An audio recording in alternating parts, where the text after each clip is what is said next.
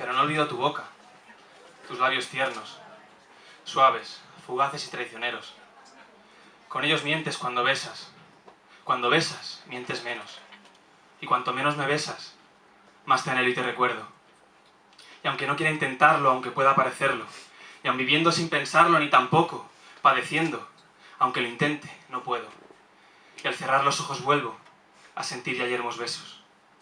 Tal vez, tras toda esta escarcha que me encharca los pulmones, me congela cuando duermo y cauteriza por dentro, más allá del sol y el cielo, tal vez esté tras la luna de mis dudas, o durmiendo en mi pecho, o perdido bajo el agua, o enterrado entre las dunas, o volado por el viento. Sobre el techo o bajo el suelo, encerrado en una torre, sepultado por 1000 versos, vivo aún buscando algo que solo encontré en mis sueños, pero no despierto aunque lo intente.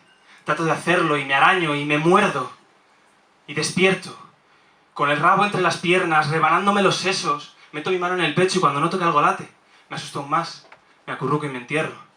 Tal vez, y solo tras mi muerte, sabréis si aún viví acuerdo. No es una cuenta pendiente, ni pendiente está de serlo. No es vivir de algo pasado y aunque me pese muy dentro no intentarlo cuando puedo, vuelvo preso de una angustia. Pues besarte me da miedo. No importa que pasen meses, ni yo mismo me comprendo. Y aunque nunca creí quererte, creo que aún hoy te quiero. Y vuelvo. No estoy loco, ya recuerdo. Aún te quiero, aún me quieres, aún me besas, aún lo siento. Eran solo mis demonios, por suerte, solo un mal sueño.